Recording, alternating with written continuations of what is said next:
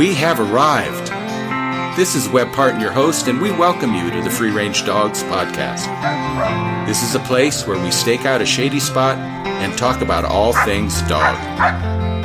Find yourself a soft piece of grass, spin a few circles, plop down, rest your feet, and join us in this joyful conversation.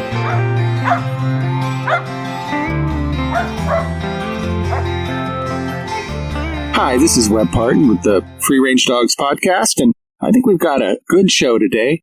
I'm sitting here with Shauna Gourley and Karen Zamora, and these are herding dog folks, and we're going to talk about specifically Border Collies, but then also that bigger group of herding dogs and what they need in terms of exercise and training and what it takes to keep them happy. Shauna, you've been a trainer for a lot of years. Oh, yeah, more than 25, 30 years, maybe. Maybe more. I understand. And your field of expertise is specifically Border Collies, and you are a serious herding dog person. You compete, you work with top level dogs, and so you have kind of a unique insight on that specific breed, the Border Collies. Yeah. And I know that I've trained here with you for a number of years, and it's kind of fun for me because when I come, normally I see a whole line of different types of dogs. When I show up at your place, there's a line of Border Collies, and they're looking at me like sharks. They're just ready to go. I think it's of interest to folks because so many people have herding dogs. And when they get an Australian Shepherd or a Queensland Heeler, they don't really understand what that means. They don't understand the drive that those animals have. And specifically, they don't really understand the amount of exercise and focus. Their brains have to be worked. They have to have something to do. You have dogs come to you, and we folks, for our listeners, we are in the sheep paddock today, so there's going to be some sounds. We're in the great outdoors. They've been plowing alfalfa across the way, it looks like, and they just backed off, so hopefully that will stop for a while. But we're out right where Shauna trains dogs. And you can see the Wasatch Front off in the distance and the beginning of the Rocky Mountains starting, and just kind of a beautiful day. Talk to us about Border Collies. You raise Border Collies. You bring them up from puppies, and then you trial them. And you work with folks helping them to learn how to. Right. I breed my dogs every once in a while, not very often, and it's usually because I want a puppy, and I've usually got people waiting for puppies when I do that. And some of mine go to agility homes, some of them go to obedience homes and herding homes. But I'm very particular about where they go because they're not going to just be a house pet most of the time. And occasionally I have one that doesn't work out for me as a herding dog, and I'll place it with somebody as a pet dog, but then they've got to be a very active person, and they're already well trained. And so those dogs that come from me to somebody for a pet, they don't have to go through the puppy stuff. But generally, it's hard to raise a Border Collie from a puppy to adulthood and even keep it alive. If they can stay sound that long, because they need exercise and they're crazy, and if you try to contain them too much, they're crazier. But you've got to stimulate their brain. They need exercise and they need something to think about and be challenged with their brain. You can't just go through them all for them. I mean, that's good, but that also makes them just ball neurotic. And all they want is the ball, then they don't think. Yeah. And I have people that bring me maybe just their pet Border Collies, and they come and just want to see them try sheep. And they have no aspiration to even herd, but then every once in a while we get one that they're like, wow, I want to do this. And sometimes the dogs can do it, sometimes they can't. Just because they're a Border Collie doesn't mean they're going to work sheep well. And some people don't care. They want me just to work them in the little pen, and they're just happy to see their Border Collie do what they were bred to do. Right. But yeah, I have a lot of people that just bring them, and they want to train them to herd, or they just want to have fun with them. So it's kind of what we do here. And I guess it's what's always amazed me is the amount of focus that they have. I don't think unless folks have actually watched sheepdogs work, they really understand how amazing they are. Right. They understand to me, a Border Collie isn't even a dog. They're totally different species. and if you talk to somebody that's owned one, they'll tell you that. Most of them will never go back to the other breeds they had before, or they're like, oh, this is wrong, and they decide they want to go back to their other breed. But they're focused, and they're like looking at you, and they want information, and they want to understand what you want them to do, and they understand the English language, in my opinion. They're very intuitive also. Yeah, they know what you're going to do. Yeah. And I've had some of them, a couple of them, that are just like so into my brain that I swear they read my mind. Mm-hmm. And then some of them aren't so much, but some of them are just like, they know what I'm thinking. Mm-hmm. And I mean, you get that with all dogs to a point, especially in our level of training. I'm sure you've experienced that, but Border Collies are different. Well, I'm amazed when you see the distance that you can handle a Border Collie. Right. I mean, and the stuff they do is just, how do you put a herd of sheep through a gate, and my background is gun dogs and retrievers. And so my experience of training is kind of through that lens. But when I've been here and watched you working dogs out, it looks like there has to be a genetic pattern for them to kick in. Oh, definitely. It's like they have to have, the talent has to be there. That's what I said. Some Border Collies won't work, but it's genetically there or not. And I could breed the best dog to the best dog and still get one that doesn't work. But if you don't try to breed the best to the best, then you're probably going to get stuff that doesn't work at all. Right. So, and it's the same thing with your hunting dogs. I mean, you don't just go get a lab from anywhere. You try to get one that has proven itself and its offspring or parents, and try to go from there. And if you just get a rescue dog, it might work, but it probably won't. And it hasn't been brought up the right way, too. So it's early introduction. Yeah, early introduction and channeling that instinct and that talent. Because they can have talent and they can have desire without talent. So some dogs have desire, but they have no talent. So it's like, I might want to play the guitar really bad, but if I'm not talented, I may not get anywhere. I might get kind of good at it, but somebody else can pick it up because they're talented and they just do it. And so it's kind of the same thing with the Border Collie's instinct and talent. And they have to have the desire to want to please you, too. And all of them aren't the same. Some of them are real hard-headed, and some of them are like, whatever you want, I'll just do it. You just got to show them. But the talent and the instinct have to be there. They have nothing. And some of them want to kill the sheep. Well, that would be a problem. They have prey drive. Yeah. I mean, all dogs have prey drive to a certain extent, and you need that, but too much is not good either. Right. And as you said, you sometimes get some folks that come, and that spark kicks off for them. Yeah. And it probably was helped by having a dog that had the spark to begin with. Right. Pulled them along. Right. Yeah. You often see that with gun dogs. Yeah. Someone will get a gun dog because they want to hunt or they want to do whatever, and they get a prodigy, just pig in a bushel, just dumb blind luck. Yeah. And it's amazing how much the quality of the dog affects the quality of the handler. Right. Yeah. Do you see genetic problems that we're seeing with a lot of the other breeds? Your Border Collies, I presume, are bred pretty true.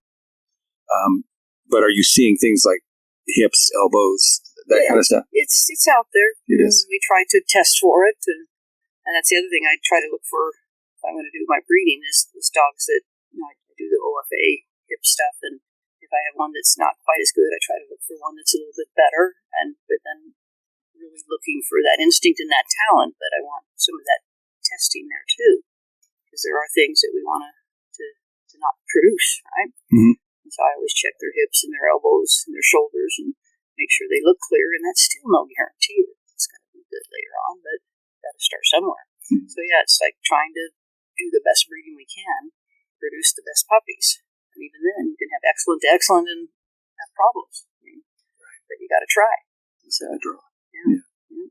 And how big a gap is there? You've got Border Collies as sort of the standard, the goal that you're looking for. But then you see the other herding breeds like Australian Shepherds and other types of herding dogs. Do you work with them at all, or you're your focus is on Border Collies because that's what gives you the best results? Well, personally, for me, what the competition I want to do, it's going to have to be a Border Collie. They're the only breed. There's a few others that you'll see out doing this field work. It's like the Australian Kelpie is one that sometimes we see out there. But I don't know of any others that I've seen. There was one Australian Shepherd that somebody had. Yeah, at Nationals I saw an Australian Shepherd. And then we get into, what's really behind that? Is it really Australian Shepherd? You wonder when it works like a Border Collie. Is it? What is it? Yeah. But I'll work with the other breeds. I call them the other breeds. And people want to bring them, and we work with them in the pens. And, so I'll do that. They're mainly bred for working in the small places, like the cattle dogs and the Aussies. And they're not really meant to go out and gather off the mountain. They're meant to work in the pens and load the trailers and stuff like that. So they have their place. So I'll work with them with other people, but personally I have no desire to train one of those for what I want to do. And those other people can do arena trials. There's arena trials where they can do that close-up work. Yeah. So they offer different venues, offer different trial tests for people that want to compete in that. And so there's different circuits out there, different sorts of human competitions you can put your dogs into. Right. They have the big field trials, and then they have smaller ones in the arena. And then they have some that are in a field but not as big, and people can move around and help them more. So it gives options for other people that want to compete that don't have the dog to do the big field work. Mm-hmm. And that's kind of fun. Mm-hmm. The thing about the Border Collies is they can, in my opinion, do all of it. You're right. Well, they're impressive dogs, just really impressive dogs. The way that I've seen people communicate with Border Collies, you talked about, you touched on telepathy. You're in a field and you're working a dog. But one simple whistle cue, and the dog knows to lie down or to move forward or to push sheep a certain way or to, is that genetic? To be able to communicate with them like that? I think it's in their genetics. Because we start everything up close, and it's a lot of verbal, and then I feel like when I finally get to where I start adding my whistles to the dog, they kind of go, thank you now for speaking my language. And they just pick it up. Right. And they already know the cues and everything, and then when I put the whistles on it, they're just like, they just get it most of the time. Right. So, and I've had the same experience with types of hunting dogs. Like if you're working with a German dog, German Wirehair Pointer, or Poodle Pointer, or Fawn, German Shorthair, they were bred to be addressed a certain way. They were bred to be trained with a certain type of structure. And as you say, if you use that language and those sort of training cues, it just works. Yeah. They get it. Same thing with retrievers. You bring a retriever to your side, you give them a mark and send them on a blind. And if you know the proper way to do that, somehow it just works. So it's interesting to know that it's that deeply ingrained in that genetics. Yeah, I guess it's like any dog you get. If you want a dog to hunt birds, you want a dog to tree raccoons, or you want a dog to chase lions or bears, they have to be bred to do a certain thing. Right. Think about what you're buying, do what you want. The same thing when they're thinking about a pet. It's like, you better research that breed and see what they were bred to do, because that's what you're getting. Think about, does it fit your life? Right. And so what happens with someone who thinks it'd be really neat to have an Australian Shepherd, or and I do on occasion. It's rare for me to see a Border Collie in a training other than here. Rare, but from time to time I do, and somehow someone got a Border Collie somewhere, and boy, they got a little lion there. They don't quite know what to do with, and that the amount of drive, they don't understand it. What can they do to give that dog the engagement and the exercise it needs and not have access to sheep?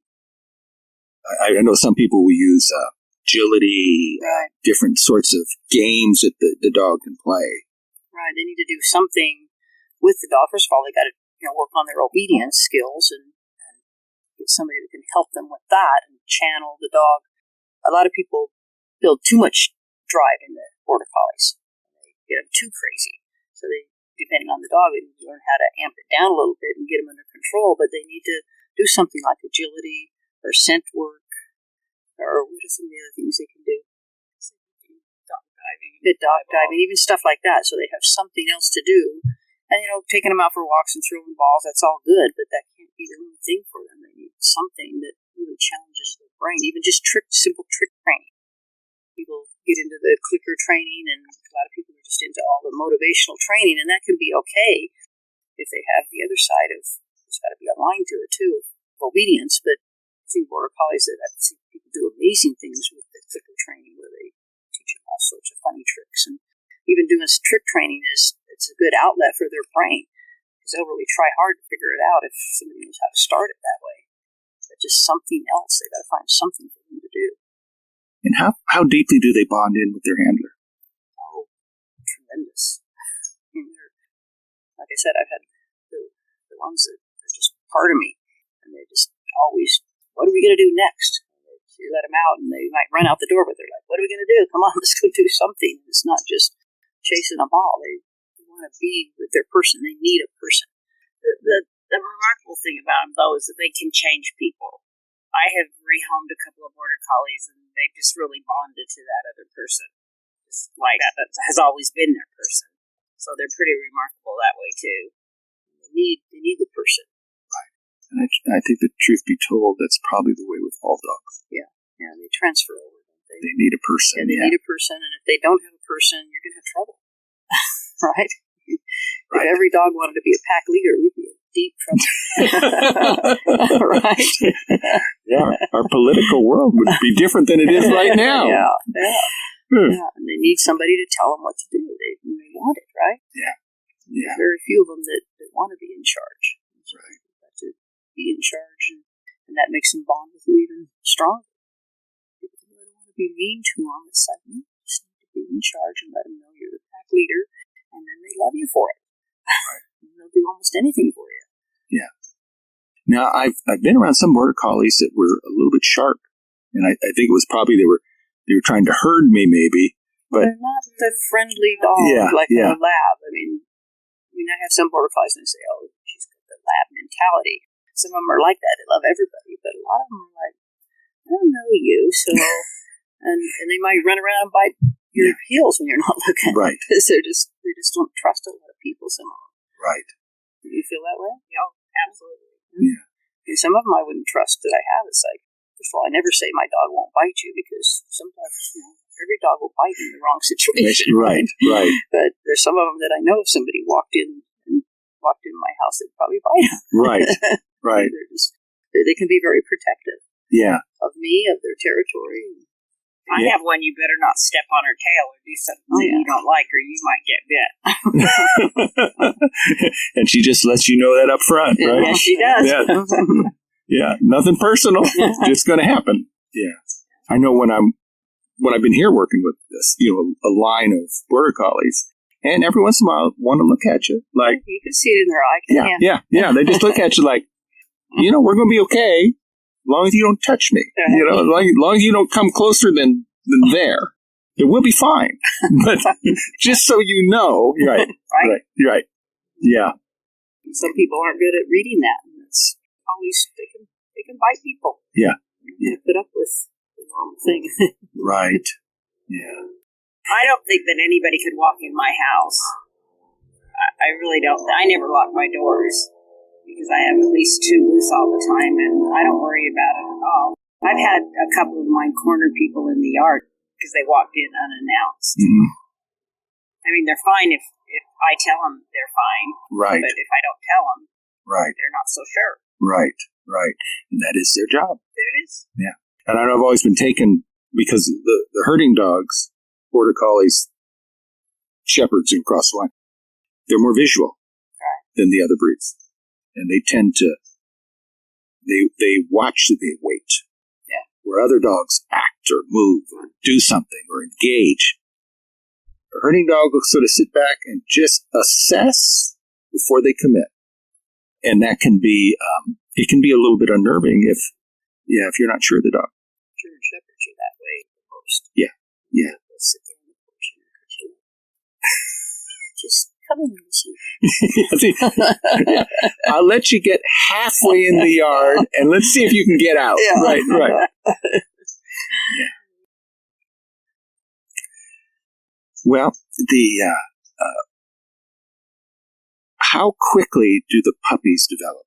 When you have puppies coming up, do you immediately go into training with them? What sort of introductions do you make early on to define that genetic pattern and help them to develop? As far as the herding training? If you're prepping a dog, to go to the top. Most of the time I try to keep mine away from the sheep as much as I can, and sometimes they're kind of afraid of them in the beginning, and I'll let them be around them when I'm with the other dogs, and I don't take my puppies a lot with the other dogs. I don't mind a lot in the beginning, and just let them see them and see how they react. If they're kind of don't care about them or a little bit fearful of them, then I just go around them when the sheep are out and walk with them on a line. And then all of a sudden one day you'll see them go, oh, it's that. That's what it is. And it just like clicks in their brain. Right. And then I've got to keep them out of them. Because until they're about 6 or 7, 8 months old, I don't need a little bit older. I don't want to do too much physically with them. And even mentally, they're not really ready yet. Physically, they could get hurt. And I don't want them to get trampled over or attacked. So I just try to stimulate them a little bit, let them see them, let them get called off of them, and know that they can look at them and get their instinct kind of engaged and going. But I don't want to turn them loose in the pen. So we actually took one of Karen's puppies in the other day because he was so interested and he was getting always called off of them. So we wanted to show him that he could do it. So we took him in and actually got him off pretty nice and going around just in a little tiny pen. And it takes a little bit of correction. You got to correct them off, but let them know they have to go around because some of them want to just go straight in and make a mess. I don't want them chasing them. I want them to go around them. And so we'll probably do that maybe once a week with him. And I don't want to do any more than that. I just want to let him kind of develop a little bit and let him want it, but not give it to him all the time. Because I can't just let him chase him. I don't want him to do the wrong thing in there. And so he's got to be physically capable of getting around them and responding to my pressure and not afraid of the sheep. But their training starts from day one. Yeah, they're training. They get trained. They need to know their name. They need to come. They need to be obedient. And that really starts from the first time you pick them up. They're learning something, and you try and expose them to lots of things when they're young, so they won't be fearful later. One of these puppies that I kept, I raised him, and when she was, we were her eyes open, so she was between a week and 2 weeks old. It's like, this one's trouble. And she didn't want to be picked up. She didn't want to be touched. So guess what? You're going to get picked up. You're going to get turned upside down. She would scream her head off. And now she's not like that at all. But just raised in a barn, left to her own devices, she would have been terrible. And now she loves to be picked up and cuddled. But, I mean, you remember, she would like scream bloody murder when I picked her up. It's like, too bad, too sad. You're not going to get down until you quit. And then she started to enjoy it. And so that's the kind of, when we're raising a litter, I'm training them like stuff like that right away and trying to kind of evaluate their temperaments and see what needs to be worked on and who they might be best with and which one I might want to keep. And you can't really tell anything about their herding at that age. I mean, we'll do little things where they chase the rag around and you might see some pre-drive, and I want to see that, so that's something I do want to see, but that's not going to really tell you a lot about if they have talent to herd. But yeah, and then we're working on their obedience all the time. And my theory is to keep them out of trouble and gradually introduce the rules and the corrections. But first of all, I want to say, just don't let them be bad. Don't let them eat the sofa. It's like, if they eat the sofa, it was my fault. But they also need to learn to bond with a person. So I have a dog right now that's very talented, but she never learned as a youngster to bond with a person and have a relationship. Karen didn't have her. Really, got her older. Mm-hmm. I got her from somebody else, and I've had a really hard time training her because she, for a long time, she didn't care what I thought. Mm-hmm. I know how to herd, and I can do it, So and why don't you just go away and leave me alone? Right. So that's really important, too. Right. And so that's what we're doing most in the beginning, is developing that relationship, developing them, trying to learn how to learn what I want and understand how to learn and how to bond. And there's so much of that we do before we ever start training them on sheep. And how much do they get from mirroring older trained dogs? I don't think they really learn from that as far as the herding goes. They can learn later on. I might turn them loose with another dog and they follow it a little bit, but I think it's more important just to get them out and teach them how to do it with you. Mm-hmm. And I know, with bird dog breeds, I had one old setter, Rose, and she lived 13 or 14, but she was a wonderful training dog because she wasn't possessive. So she could go in and point a bird and not want to get it. She'd let the puppies go. Oh, so that helped the puppies learn. Well, we could use her nose, and bird dog breeds, so much of it is them learning scent, learning how to unravel scent and how to guesstimate what that air is going to do. And particularly with birds of quail that I hunted, mostly in southern Arizona, they're so adept at controlling scent and only releasing a little bit, and depending on the weather and that sort of thing. She could find birds, and then she'd just watch and let the youngsters go in. And she didn't. So often when you have an older dog, they challenge that youngster. Hey, whoa, wait a minute, back off. That's mine. I found it. And Rose wasn't that way. I know that the Border Collies are using scent, but do you have to do anything to help promote that? Or is it that early introductions and an early start that causes their nose to turn on and for them to figure it out? How to run country and how to move in air and how to work scent? I don't know how much they... Some of them, I think I was just telling Shauna the other day that my dog couldn't see the sheep very well, and I told her, I said, I don't think she can see them, but I think she can smell them. But you get that impression with some of them, but you don't with others. I think some of them that you tell them to look, and you can tell. I can just tell that they're trying to scent them, but others you don't get that feeling at all. I don't think they do it. So some are just more visual than... Yeah, mostly visual. Yeah. Well, I guess they're just like people. Some people have stronger skills and other things. And And I know they do know it by scent. I mean, you pull up somewhere where there's sheep and you can tell the dog knows when they get out that they smell them. So I don't know how much they actually rely on that when they're going up the mountain looking for them. I wonder what they're getting from the sheep, because I know with birds, they're getting different scent cues. With rattlesnakes, they're getting different scent cues. Sheep probably are throwing off different, either they're afraid or they're hiding or they're aggressive and going to challenge the dog. And the dog must be getting different sorts of messages from the animals they're trying to herd. That would make sense to me. Yeah. Never thought about it that much. Well, and the sheep definitely get a message from the dog. They can tell from a long ways away what kind of a dog's coming. Is this dog going to be aggressive? Is this dog going to be confident? Is this dog going to be afraid? They can tell, and they react accordingly. And do you think it's body language of the dog? I think so. Okay. Sheep can just read the dogs. I mean, my sheep will know my dog going out there versus somebody else's dog. They'll act totally different with a different dog. And they can sense when I walk into that small area, if the dog's out of control, I have my tamest sheep, and they'll look at that dog and hit the other end of the fence. And they just read it in a heartbeat. Especially if it's another breed. Like sometimes people bring me the Bernese Mountain Dogs or something. That dog walks in, who's not even looking at the sheep. The sheep, oh my God, like run to the other side and hit the fence like they're wild things. Right. And it's like, that's not a Border Collie. What's it going to do to us? And then you send one of your trained dogs in, and the sheep immediately relax. They go, oh yeah, well, okay. Because they know what to expect. Yeah. Yeah. Well, like when you're working, what was it you said? You're working and the sheep was going all over the place. Bobby. Yeah.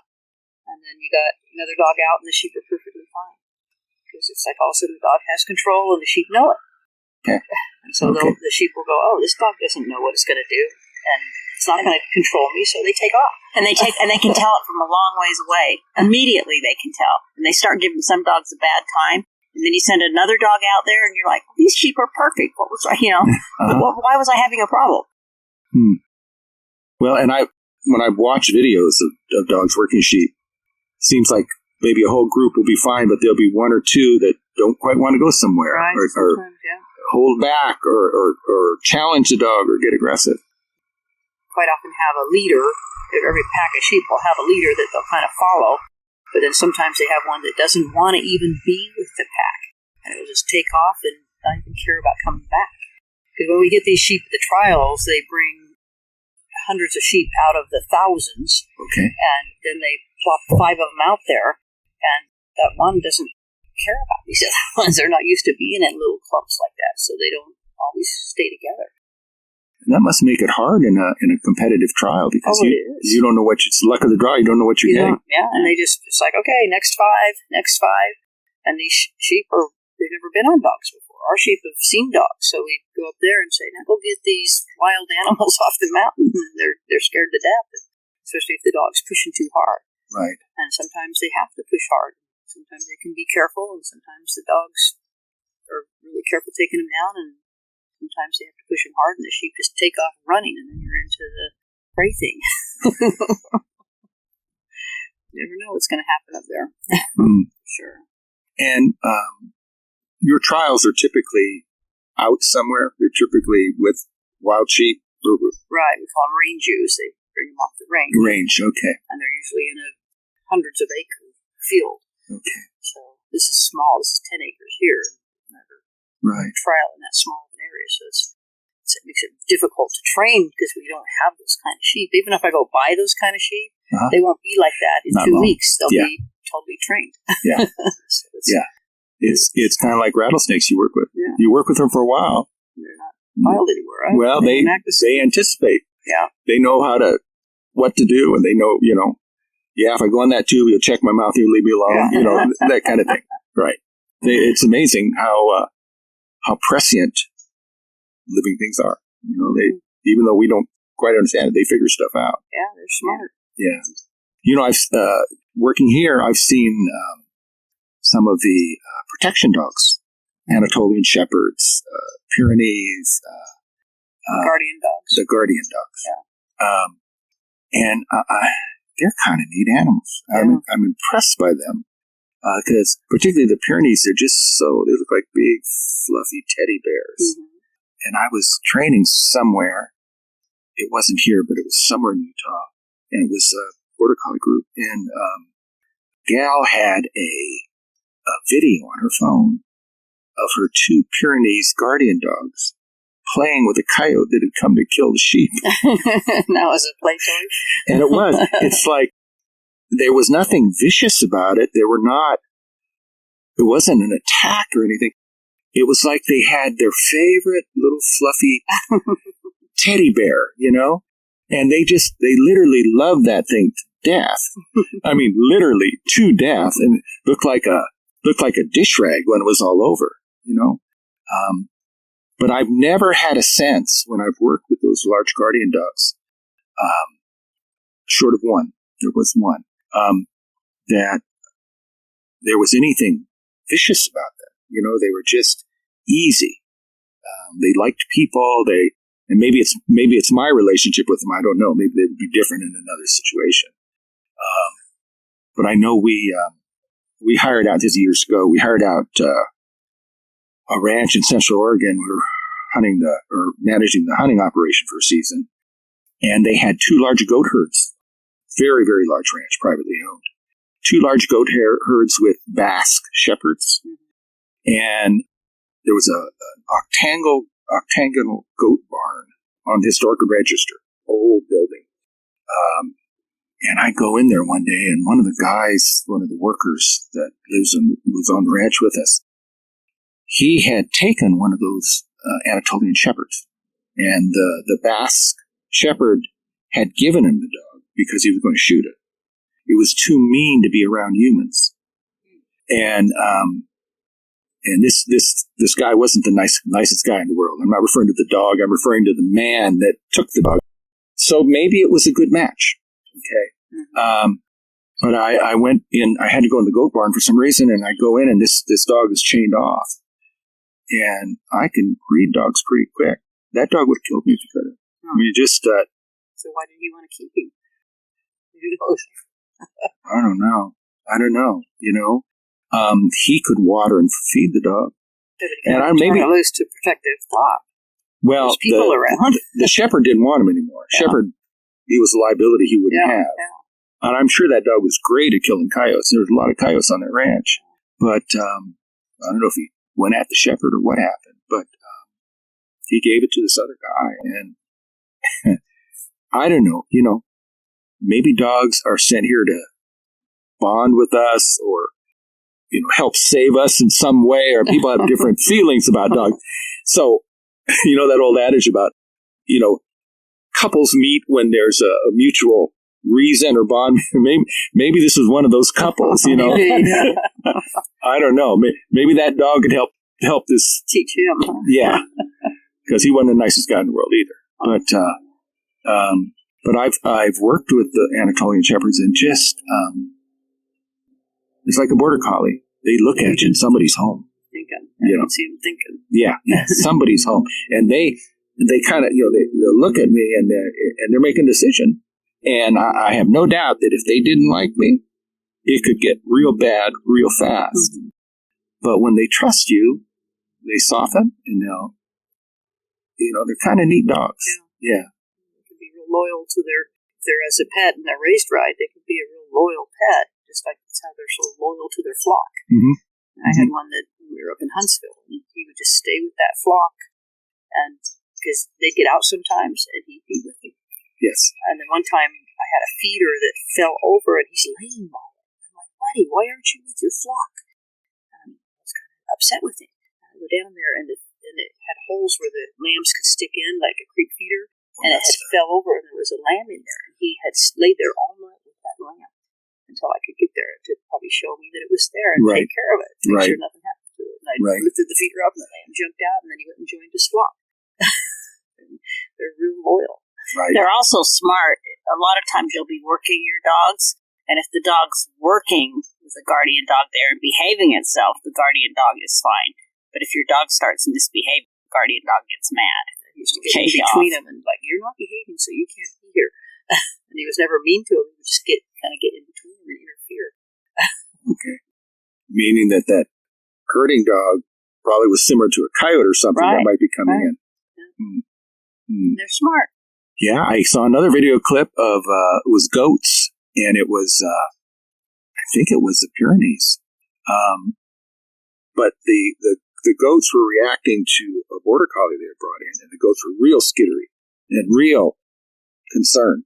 But that guardian dog could just walk right through, and it was just one of the group. There's no concern at all. Yeah, they live with them, and the sheep or the livestock need to trust them, and they're just part of their flock.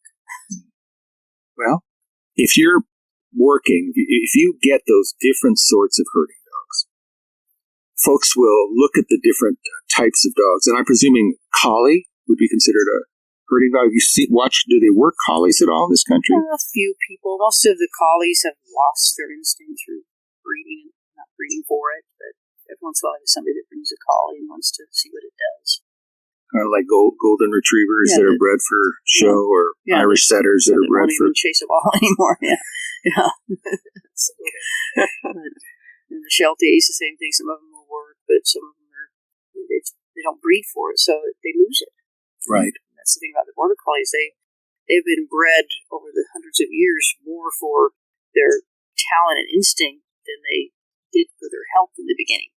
Because way back when, if their Border Collie came up lame more than a few times, it wasn't there anymore. It didn't get in the gene pool.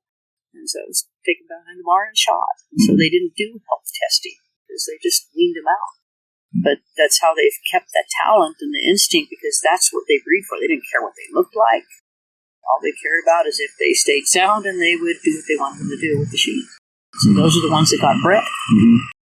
So nowadays people are getting the Border Collies and breeding them and not testing, and so we're getting more genetic things being a problem because of the way they're doing it without testing. So I truly believe in doing as much testing as we can before we breed, but also try to breed the best dogs to the best dogs. Yeah. You got to keep that instinct. But that breeding issue is across the board with all the different breeds. It's just... You lose it. Yeah, it's a human problem. It's not a dog problem. Yeah, and people blame it on AKC. It's not really AKC's problem. Yes. Well, there's a problem in the horses, too. Once you start breeding for color, you get all kinds of problems. You have to breed for the right things. Yeah, I'd like to have a nice dog to look at, but I want to breed for their talent and the best dog I can breed, health-wise and temperament. I mean, temperament to me is almost more important than structure. If you don't have good temperament, I don't care how good their structure is, you're going to do nothing. So, just got to breed for it all, right? I had a trainer told me a great story years ago, but he had been working at one of these put and take places, meaning a ranch, where they bill it as bird hunts, and you go and it's 3-course meals and best rooms and all that. And then you go out and they have these wild bird hunts that were in a flight pen earlier that morning. Just turned them loose. Yeah, okay, that kind of thing. And they had gone out, and he said that on his string he had this one pointer that's just ugly. Just, he had, and it wasn't that the dog per se was ugly, but when the dog would go on point, that classic thing you would breed for, that high tail and the full and the proper form and physique. Well, this guy, lackluster, no style, nothing. And and they're hunting, and he's got shears with him. They're hunting and they're killing birds, and this dog is just a whiz bang bird finder. There's nothing pretty about it, but when there's a bird pointing, he's generally the one in front, and he'd been doing that all day. And finally, the shooter tells me, he says, that is the ugliest dog on point I've ever seen. And the handler says, yes, sir. He says, but have you noticed how many times he's been ugly today? Yeah, and that's kind of the conundrum, right? Yeah. Right. Yeah. You want it to be pretty, but if it don't work, it doesn't matter. Yeah, it doesn't matter. Yeah. Right. Pretty don't cut it. Right. Yeah. Well, you tell me about the sort of training you're doing these days. I know you have 2 facilities now. You're here in North Ogden Valley, Plain City, and then you are in Nevada now too. Right. We have a place in Nevada, Alamo, Nevada, which is about an hour and a half away from Vegas, kind of northwest, little town in the middle of nowhere. But so a lot of people come from Vegas area to play with their dogs and the sheep. So I do lessons up there, and I'll take dogs in for training up there, especially I have more time to do boarding trains up there. And when we're here, I draw in people from all over Salt Lake, Ogden, even further south. But we do a lot of just the instinct testing.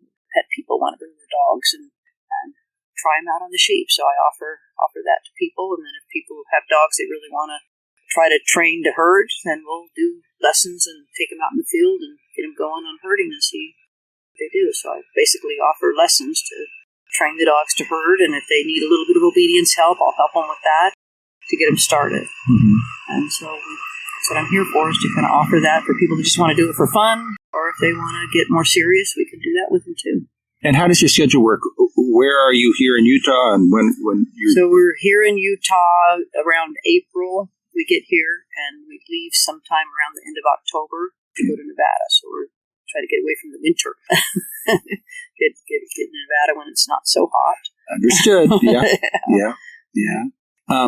You have green fields there? No, our houses, Karen has a house, we bought houses right next to each other, and it's real terrainy, deserty kind of area. And then we do have some fields that we can go to take the sheep down and work in. So it's very different there, and so it's good for the dogs to train in different terrain. Sure. Yeah, and I guess here in the West, a green field like this would not necessarily where you'd be finding sheep that were being grazed up on slopes. Right. It's very different. Different country. And even here, we try to haul the sheep out different places and train them too occasionally, so the dogs need to go somewhere else. Like that with the birds too. You can't just train them in your backyard all the time. You've got to go somewhere else. You always tell the judge, well, they're perfect at home. That generally doesn't impress judges. No, it doesn't. Yeah, that really don't work. What could you advise people if they do find themselves with a herding dog and they are seeing that this dog needs more exercise? What would be the next step for them to just find some activity for this dog to do? Generally, it starts out that they haven't got a good foundation on their obedience, so they need to get some help. If they can't do it and they're having trouble, they need to get professional help with a trainer that understands the herding breeds, be it a Border Collie or whatever, but they need more training. Typically, the click-treat thing doesn't work with Border Collies so well because they're just too smart for it. It's like, yeah, if you want to give me a cookie when I finally do something right, then I'll do everything I want to do before I come eat the cookie. And I've seen some people that do really good click training, and it's fine. But in my opinion, if you want to do that, you also need to have a bottom line of this is the rules, and when I say do this, you need to do this. And so if they can't get that, they're finding their dogs out of control. It's usually because they aren't stimulating their brain too, but they don't have the foundation. And to do any of these other sports or things with your dog, you have to have the foundation. You can't just bring this dog out of the car dragging you down and say, oh, I want to do agility and turn them loose. So you got to find a trainer that can help you get the foundation and then see what you want to do and what's available around you. But the scent work is really getting popular around here, where they're teaching them to actually look for different scents in the containers. I don't know all the specifics about it, but the dog has to think about using their nose and figuring it out. And I actually have Border Collies that are in search and rescue now, and they're finding that they're really good in that. And I have people that are always looking. One guy that's waiting right now for a puppy for that. And I think they're finding that they might be a little bit better than some of the old labs at the search and rescue. Yeah, and because over the years I've done a lot of search and rescue dogs. Australian Shepherds seem to be very popular in search and rescue. You'll see Goldens, but not field Goldens. They're Calmer Goldens. Yeah, and when that transition's made, they probably lose a lot of the value of an old field Golden bloodline. They were good field dogs, okay, and they lose some of that, I think. But I could see a Border Collie really probably excelling in search and rescue work. Yeah, and the ones here are doing the avalanche work. Okay. That I've placed, and they really seem to excel at that. Right. So, yeah. It's fun to see them do different things. Yes. They are very versatile. Yeah. And is that enough, you think? Enough. Well, I know Terrence, years ago, he wrote a column about companion labs that were not taken to the field, were not exposed to birds, but were taken in as companion search and rescue dogs or scent dogs for law enforcement or whatever. And he lamented the loss to the animal because their genetics are such that they wanted water and a bird and see something fall from the sky. And he wondered how complete a life that was for them if they never made that connection to the foundation that their genetics required. And I would wonder with the Border Collie, if they'd never gotten to sheep, if they only spend their life as an avalanche dog. I don't think that matters to them. The ones that I've seen, and they come from my line, so I know they have the same genetics. They love what they're doing, and they excel at it because they're given that job, and they understand what their job is, and they want to do that job once they're shown how to do it. And they keep them physically fit too. Yeah, they're very active. They're active, yeah. and they have a person. Uh-huh. So I think it's enough for them. Okay. Yeah. Well, we've talked for a while, and I know you were worried that we weren't going to be able to talk, but we've made it 50 minutes. Is there anything you want to add? How can folks get in touch with you? If you want to look up Flock and Paws, we're online with a website there. All my contact information is on that. Probably the best way. And then if they contact me through that, then I can get back to them. Okay, very good. I want to thank you both for spending this time this afternoon. I know when I called and asked, you weren't quite sure. What are you doing? What exactly is he doing? But I really enjoyed talking with you, and I think folks will enjoy, listening to what we had talked about today because it is so interesting. herding dogs are a particular sort of beast. Yeah. But they're kind of a neat particular sort of beast. And there is a real interest in herding dogs. And folks are going to enjoy this conversation vis-a-vis the animal that they own and what they think about doing with that dog. All right, with that, thank you. And we're going to sign off. This is Webb, and we will put Shauna's info up on the website. So if you're listening to the podcast, you can click into the info and it'll be available. You have a great day and take your dogs out and have some fun. Take care. If you like this episode, I invite you to visit our website, freerangedogs.com. It's where you can find the stuff you need to live the free-range dog lifestyle. I want to help you with that. Book a consultation call or an in-person training, attend one of our ongoing events, or join our online membership program. We got it all on freerangedogs.com. All right, it's time to head back to the truck and the water bucket for the thirsty dogs. This is Webb Parton signing off, wishing you the boundless joy that comes when you share the outdoors with your best friend.